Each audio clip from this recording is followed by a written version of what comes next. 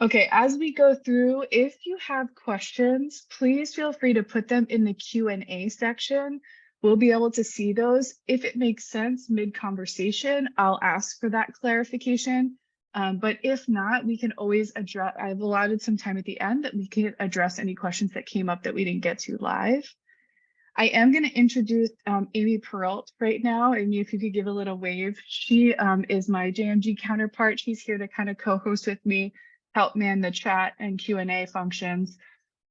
One thing that we are trying to capture, educators out there who registered for their entire class to participate live today, if you wouldn't mind, take a minute, count the students who are participating and put that in the chat so Amy can record that. We really want to capture that information. Thank you very much. And then the flow of the conversation today, we're basically going to talk with each department individually, and they'll get 10 to 12 minutes to talk about their individual areas with some questions that we actually captured from students. So without further ado, I think we're going to kick things off. And the first guest I'm going to tap today is Michael McCullough, who is the Senior Director of Cybersecurity for MaineHealth. Michael, thanks for joining us. Thanks, Rachel. So our first question really is talking about your individual career path. So could you start, kind of from the beginning to your role now, and what does that look like? And if you could talk about, did you always see yourself working in healthcare? And if not, how that transition happened, that'd be great. Sure. So no, I didn't anticipate I'd be in healthcare. If I go back to when I was in school and also college, I wasn't thinking about healthcare or cybersecurity. Cybersecurity for me actually didn't happen till my early 30s, which was unfortunately, it was about 20 years ago.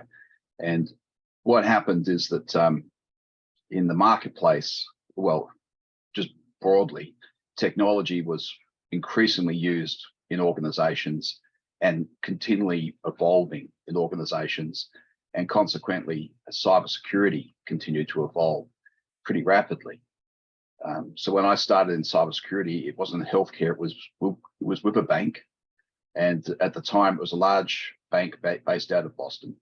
And that bank had, in its security team at the time, only about 10 people when I started with them. And 11 years later, when I left that organization, they had over 120 people working in the information security space. So what you're seeing there is what is still happening is a very rapid evolution of cybersecurity challenges for organizations that's really diversified into lots of different careers that people can now specialize in. So when I started, it was a bit of a, let's have a go at everything. But these days, it's very much a specialty driven area of subject matter expertise. It's called cybersecurity, often called information security. Very similar, not a whole lot of difference. You might view cybersecurity as more IT security as opposed to broader information security. I joined healthcare 5 years ago with another organization, a healthcare provider based out of, again, Boston, and spent 5 years with them. I recently joined MaineHealth just in the last month. But cybersecurity in healthcare is very, very different. So in healthcare, all the same things apply that matter to cybersecurity, as protecting data and so on, which we'll go into a little more in a minute. But what's different about healthcare is patients and the people that support patients are looking to take care of people. Cybersecurity has to be very cautious about how it implements testing and monitoring, and just use of our tools can often be impactful. So a really big consideration in healthcare, which really distinguishes it from everything else, is the criticality of keeping things running. So that's really where I got started, if that makes sense.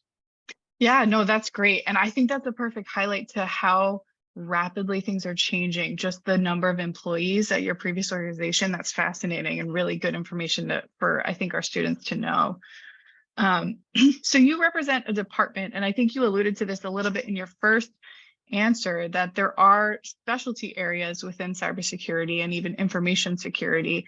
So could you talk about, the different opportunities within your department and kind of maybe the entry level positions where students might be able to start, and then maybe what that career ladder might look like for them moving forward?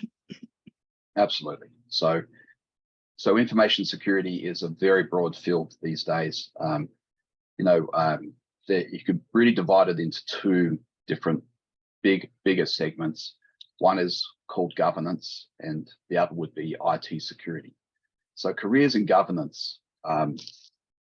Governance means the rules around how people can access information in an organization, what they can access, when they can access it, what they can share, policies around how they manage that data and that information.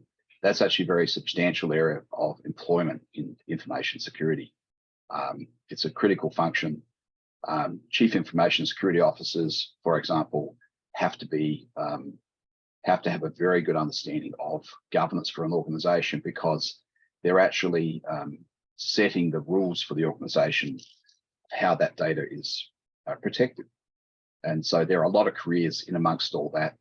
And then the IT security piece really sits hand in hand with that. The IT security piece, or if you want, the cybersecurity piece, is about actually diving into the technology. It's using a lot of different tools for example, ethical hacking, which means trying to test things to see if the data can be protected. Threat hunting, which is actually assessing a network and everything connected to the network to see if there's anything malicious on the network or unusual on the network, or just to make sure the network is secure and built correctly. There's forensics, which is, as it sounds, it's actually trying to investigate what happened if there is a security issue. So the forensics skill set, needs to be able to go into the logs, and it's a very detailed analytical type function. So at a high level, that's some, different specialty areas. But cybersecurity also includes encryption and, antivirus in organizations, logging, monitoring, alerting, all those sorts of things. So the jobs in that space, the entry level jobs, increasingly colleges are offering cybersecurity degrees and master's degrees, which is great. Didn't exist when I started. So really they were just looking for warm bodies to fill roles for which people weren't trained in. But it's still widely known that there are pretty substantial skill shortages in cybersecurity. So consequently, there are great opportunities for young people coming directly out of school, directly out of college, to start to build careers in information security, because unlike many professions like accounting or nursing, for example, while there is a degree, because of such a skill shortage, it isn't a mandatory requirement to have that degree. But the advantages of having that degree are pretty significant, because there are some great colleges out there right now that are offering pretty comprehensive training in this space. That's really good to know. That especially from someone who's on the inside working with this. And I like that you highlighted the kind of internal functionality of cybersecurity, because I think the thoughts are always on who's trying to attack the network, but really the information sharing between employees is just as important. So that was really critical. You talked a little bit about the skills and interest in what you were saying, but what skills or interests might make someone a good candidate for working in this role? Imagine somebody who's really detail driven and who can be maybe even remote or not really interacting, on the computer. So things like that. Could you talk a little bit about that? For sure. So remote work's very common, firstly, in information security. I work remote for MaineHealth, and so does my entire team. So one of the things that this career gives you is some flexibility as far as where you can work. And I would say that the key skill sets, there's a few, right? So if you are someone that has a lot of technology that they play with offline, or you're very, very interested in technology and how things work, you are in the zone for an information security, job. because it's in, one of the key functions of cybersecurity is to have an interest in technology. How does it work? How can I break it? How can I modify it? What can I do with it? That sort of inquisitive person is really good for a cybersecurity function. But cybersecurity, information security has to interact with the organization, and people skills are really, really important for in that regard. So many people start in information security who don't have that technical grounding, but what they have is really great organizational skills, with project management skills, with communication skills generally. And so people come into information security from all different career areas because there's just an opportunity to migrate into this field for those that are interested. That's good to know. I think we're just going to re-highlight some of the things you already talked about, but could you talk a little bit about the employment needs in general, but specific to your department in MaineHealth, given what we're hearing about workforce shortages? Sure. So technology just keeps changing all the time, and right now you'll read about artificial intelligence, you read about robotics.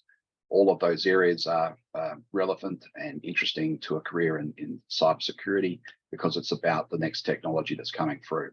The skill shortage right now in this area of subject matter expertise is in cloud security because this is something that organizations are increasingly migrated to. So the area of most challenge and most interest at the moment for recruiting is in those people who are familiar with cloud security principles.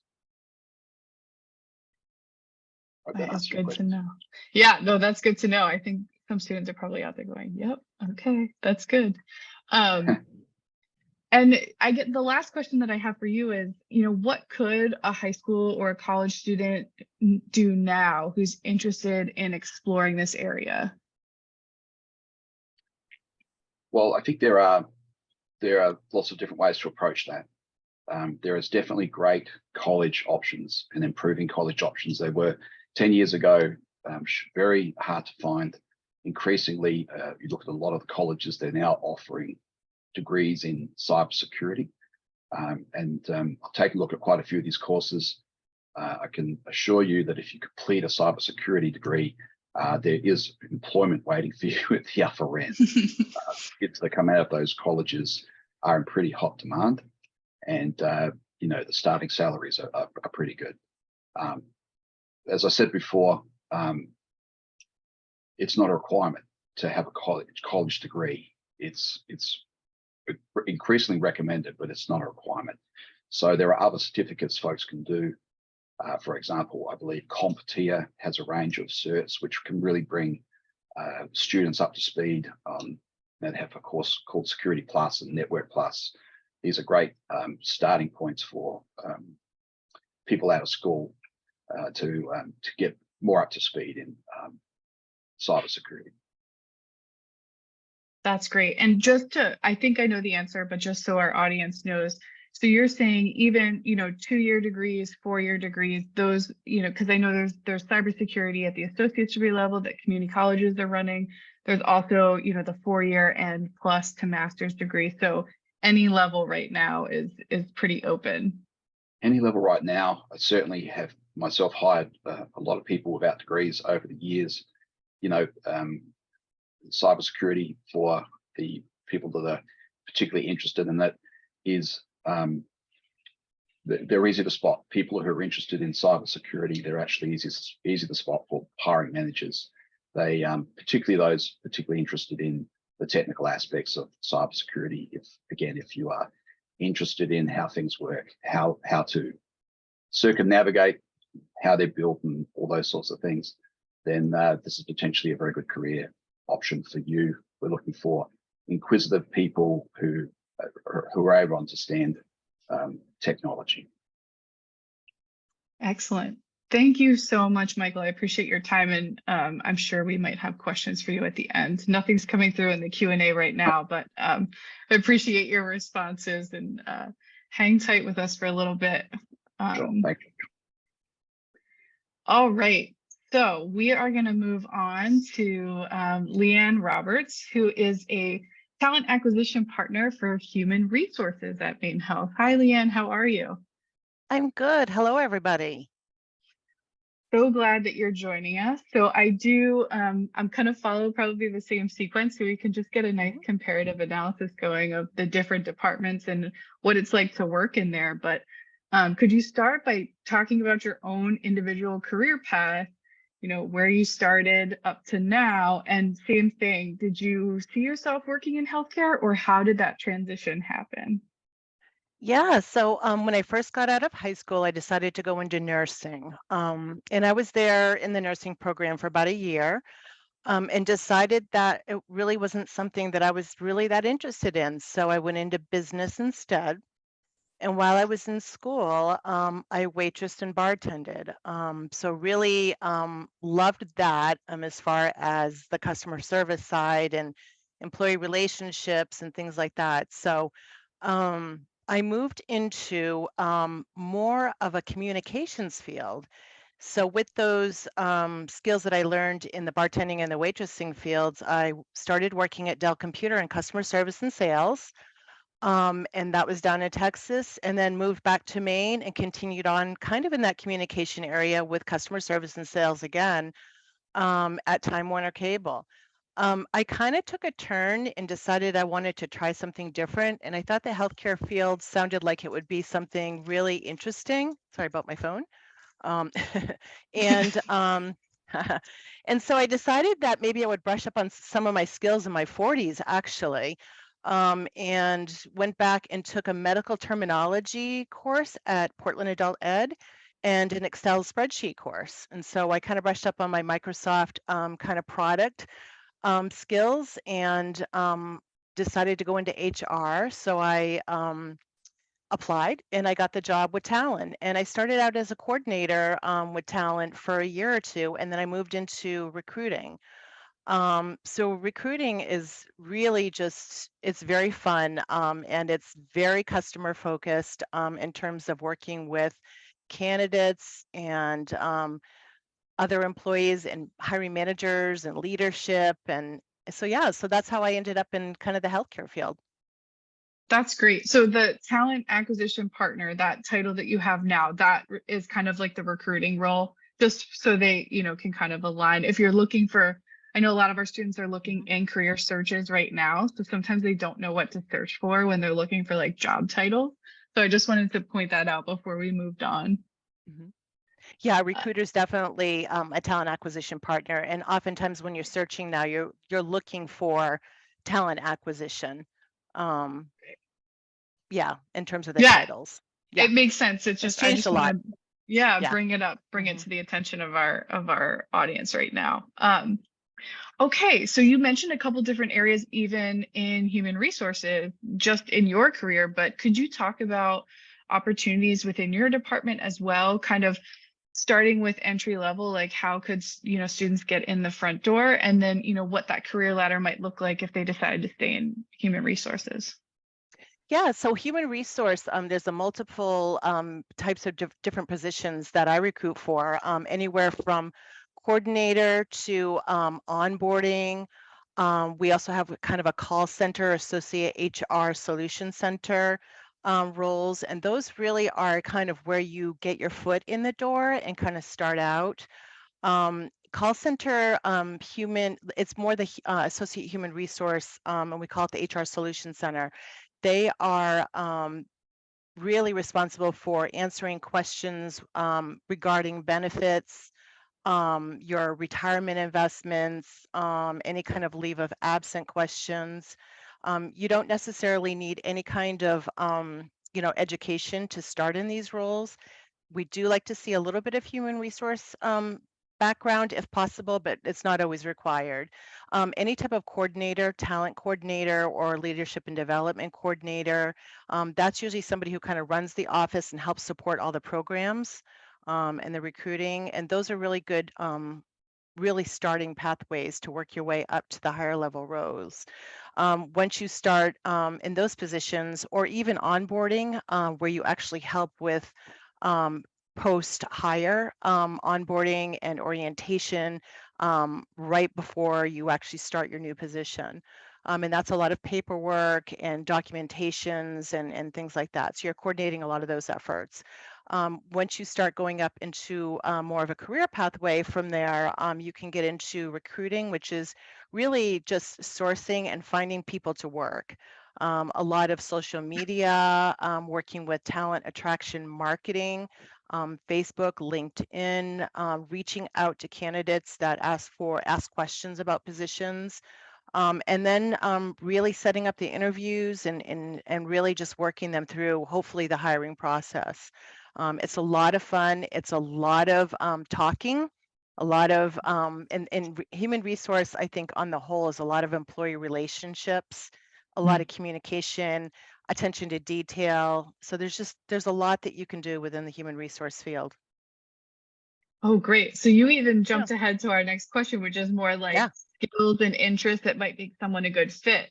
But before we jump even more into that, I do want to just notice a parallel between the cybersecurity and human resources. You know, there is an internal and external component to both of those departments. So there's the internal work of working with employees within the organization, but then there's the external part of, you know, protecting and also recruiting. So it's really fascinating when you think about it that way. And then, Leanne, do you mind, just because we talked about it with Michael, are these positions remote, or is it like a hybrid format? How does that work with human resources? I think it varies. My particular position is fully remote. We do go in the office at times. We attend a lot of job fairs and workforce development, types of events, things like that. But it's basically fully remote. And so there's other departments such as compensation, which is remote. The HR Solution Center, which is answering those benefit questions and things like that, initial training, but then remote. And then we have other ones that are on site. Our human resource partners are hybrid, part in, part out, but mostly in the office. And then we also have our workforce development team and our leadership and engagement that does a lot of coaching and trainings for hiring managers and employees. They're fully remote. So I guess it varies depending on what department it is. Yeah, that's good to know. Yeah. You did talk about some of the skills and interest area. So I'll just highlight the things you said, and then if you want to add on to it, great. But you said it is a lot of talking and a lot of relationship building, predominantly kind of like a customer service position where you're helping connect those pieces. Are there any other skills and interests that might make somebody a good candidate for working in human resources? I think somebody who might be interested in, say, benefits or like insurance benefits and retirement benefits and kind of rolling those out to people, as well as if you're interested in leadership and coaching, training, there's definitely opportunities for that. Working in workforce development where you're creating pathways for people to continue on with their lifelong path to get to that career that they're looking for, or career navigation, helping people decide what is a good pathway for them and what kinds of certificates they could possibly obtain to get there, or attending job fairs or functions like this, with high school students, and just really promoting, the workforce. So I think any of that, or HR partner, possibly employment law. If you're interested in that type of a thing, you're the liaison basically with the employees to these types of public policy and employee policy and employment law. So That's great. I mean, there's yeah. a whole bunch of directions you could go. That's awesome. What are the employment needs within your area right now? Are you seeing shortages like everyone else? I think in human resource, we actually do pretty well with our hiring. It's a very popular area. You can really, in terms of, I'll probably skip ahead a little bit on this too, but in terms of the skills or degrees that you need, you don't necessarily need a human resource degree per se. You could get a business degree. It could even be some kind of a clinical degree. So it's really varied. It could even be a marketing degree. So I think it's a very popular area. We tend to get a lot of interest in applications for these positions. So I wouldn't say that there's a shortage in the workforce for us particularly. Do I have a lot of positions that I'm filling constantly? I do. I have I filter through positions, and some of it's just because people are able to move up within their, again, with a career pathway. They move from one position internally to the next level, to the next level. And then, we do have other like leadership positions, management positions, things like that. So you can go from, say you're an associate HR solution center representative, and then you move into a team lead, and then you move into a manager, and then you might want to move into the director position eventually within that same group. So And that's one thing MaineHealth does really well. I mean, they do a lot very well, but their commitment to professional development and career advancement for training for its employees is really impressive. So I'm glad you mentioned that. yeah, Um, absolutely. the last question I have for you is, what could a high school or college student do now who's interested in exploring this area? I think any additional training, especially like I said, if you'd want to take some medical terminology courses, definitely any kind of Excel, spreadsheet, Microsoft Word, and any programs like that. But really again, kind of think about employee relations too. Do you enjoy working with employees? Do you enjoy working with customers? So I think anything like that, you can get certificates, through, again, any kind of educational programs or online that you can work towards. Just Excellent. getting your skills up there. Yeah. Excellent. Yep. Thank you. Thank you so much, Leanne. I appreciate it. If you Yeah, could hang with us, we might have some questions for you towards the end. sure. Thank you. Okay, we are moving right along and doing good on time, everybody. So our last department that we'd like to highlight is marketing and communications. And we have Erica Ritchie here, who is a corporate communications manager. Hi, Erica. Thanks for joining Hi, us. thanks for having me. Yeah. Okay, so we're going to start with the same question with you. Could you talk about your individual career path and, where did you start? How did you get this current role? And if healthcare wasn't always what you were thinking, how did that transition happen? Yeah, sure. So when I was in high school, I thought I wanted to get into film production. I thought I wanted to go to Hollywood and get involved with movies and TV shows. But I didn't really want to go far away from home. I'm from Maine. I wanted to stay in Maine. I also really wanted to play basketball in college. So choosing a college was really heavily influenced by where I could play basketball. Also, the college that I chose to go to didn't have a film major. So I decided to pursue a degree in American Studies. I took as many film classes as I could. But American Studies is pretty general. It's a little bit history, literature, some film, sociology. So I ended up, getting ready to graduate with a bachelor's degree. Didn't really have a clear career path. I know a lot of people with American Studies go into teaching or doing research, and I knew that wasn't really what I wanted. But I felt like I learned how to think critically, how to become a good writer, which I think are two important skills for communications. Also in the back of my mind, I'd always been somewhat interested in healthcare. My brother is a nurse. My sister-in-law was a family nurse practitioner, but I do not like needles. So I knew I couldn't go into the clinical aspect, but something within healthcare kind of stuck with me. And I took a couple of public health courses in college. I actually just found a book from one of those classes this morning called The Ghost Map, which really stuck with me because this was about really looking at a cholera epidemic in London and how this shaped how we think about and track disease and how we think about epidemics and pandemics. And so that was really fascinating to me. And so, with this kind of intrigue and knowing that I was a pretty good writer, I felt like I had a good understanding of people and culture. So I actually decided to pursue a master's degree in health communication. So I went and got my master's.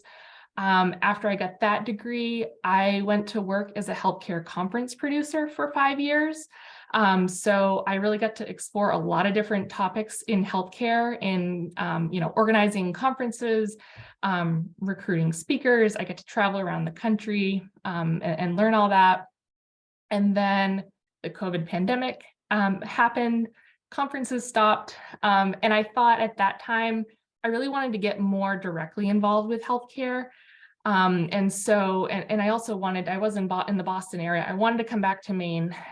So I ended up having the opportunity to come to MaineHealth and to work as a corporate communications manager. That's great. Thank you for that. I think it's really good for students to kind of see all the different directions that people have come from and, landed within healthcare, within this organization. I think it's really helpful. So could you talk about, a little bit about your department and what the opportunities look like, at an entry level perspective and maybe even moving up the career ladder? Yeah, so we have communications specialists who are kind of more of that starting role. They play a supporting role, help do some writing, supporting editing of newsletters and press releases, creating PowerPoint presentations, helping, manage certain projects and requests. I am a corporate communications manager. So the manager role kind of manages certain functions, like I manage and edit our system-wide newsletter. I put together MaineHealth's annual report. I support our community health team and our diversity, equity, and inclusion team from a communication standpoint. Then we also have senior managers who may own certain functions more specifically or have direct reports. And then we have like directors who manage a team, and then kind of beyond from there. Got it. Great. And just because we talked about it, is your team predominantly remote? Do they work in person? How does that work for you, for your area? Yeah, we're mostly remote. We do go into the office maybe once every couple of weeks to have, a team meeting or to meet with certain people. My team also travels around. MaineHealth has a bunch of different locations. So my team gets to go visit, other communications teams at other locations. So we do that once every couple of months as well. But for the most part, it's a remote job. I'm in my home office here. Awesome. So you talked about some of the skills or interests that make you kind of good for this role, critical thinking, ability to write and edit. Are there other skills or interests that might, make somebody a good candidate for working in marketing and communications? Yeah, I think you highlighted the top ones. Obviously, people who can communicate well, both written and oral communication. People who can write for a specific audience. You mentioned thinking critically. I also think skills around being a team player, being a good listener, learning to work well under pressure or work under deadline. In communications, we have a lot of deadlines where we have to get things done at a certain time, to get it in a newsletter or to get it published or to get an urgent message out to people. So that's really important. I think along those lines, also being flexible. So you may be working on something and then, all of a sudden we need to, get an email out to all employees that, something new is happening or something urgent is happening. So kind of being flexible and going with whatever gets thrown at you. And then I think the other thing, and I think this is true of, anybody working in healthcare, but it feels especially true at MaineHealth, is like being someone who wants to make a difference to people in your communities. And I think healthcare has such a strong community impact that's something that, feels really important to me as, as a reason for being a good fit. Yeah, thanks for saying that, because that's more like values based than even just skills and interests. So and that is really important. Our students have definitely expressed that value alignment being really important with what their career work ultimately ends up being. What are the employment needs of your department? Are you seeing a lot of open positions right now within marketing and communications? We don't really have we don't have any positions open in corporate communications at the moment. There are some roles in marketing and communications that are they're posted on our careers page, but typically we don't have a lot of openings. I do think at least one of those roles was somebody who actually moved from a marketing team to another team within MaineHealth. And I think that happens quite a bit is, people can change roles, within the organization, but move to different departments. So I think that's something we see quite a bit. But yeah, currently there's not a lot of openings. We're typically pretty fully staffed. Got it. No, and thanks for kind of bringing up that kind of like internal promotion or transferability, because that is something I talk about with students when I'm presenting to them, is because MaineHealth has the footprint that it has, it's pretty easy for the most part, I should say, to transfer as needed when you kind of have like either you don't have a place bound position or perhaps you're moving within the state somewhere else. There, it seems to have a high likelihood of transferability. My last question for you is, what could a high school or college student do now who's interested in this area? One thing I did, and I think this was maybe like the summer after my freshman year in college, was talking with people that I knew in healthcare and tried to job shadow. So I got to job shadow for, I think it was like the course of a week at my local community health center and kind of see what they did, different people did in different roles. So that was really helpful for me to, just kind of follow people around throughout the day and see what they do. And just getting into internships or anything that helps you get a sense of what the work is actually like. I felt that was really helpful. I think for communications, really practice writing efficiently and effectively. I think it's really helpful to ask for feedback on things that you write and really be open to receiving that feedback and learning from it. Another thing is, you can look at degrees like health communication, public health, journalism. I know a lot of folks in marketing communications have those backgrounds, but it doesn't have to be that. It doesn't have to be a straight path. You can find things that are related and really just kind of come into it with an analytical mindset and make connections with stuff that you're learning and what's happening in the real world. I think that's kind of important, especially, for me coming from a generalist degree. It doesn't have to be American studies can lead to, something in healthcare. But then I would just say that, healthcare touches so many people. I said that earlier, but it's always changing and there are always ways to get involved and it's always going to be here. So I think keep in mind that it could certainly be a part of your career early on or later on. As you've seen, throughout this panel, I think it's always, something to be aware of because it could be a good fit for you at some point in your life. Excellent. Thank you so much. I thank you all for your time today. We do have several questions coming through. I think some of them has been answered, but just for the sake of, let's see. Oh, Michael, thank you for answering that. The question was, if someone that doesn't have a degree in information security, but has a bachelor's and master's degree, could they still work in that field? And Michael, do you mind just responding to that briefly? Just, 30-second clip. Thanks. Yeah, sure. As I said before, there has been for 20 years, there remains a big skill set shortage in information security, just because it just keeps growing.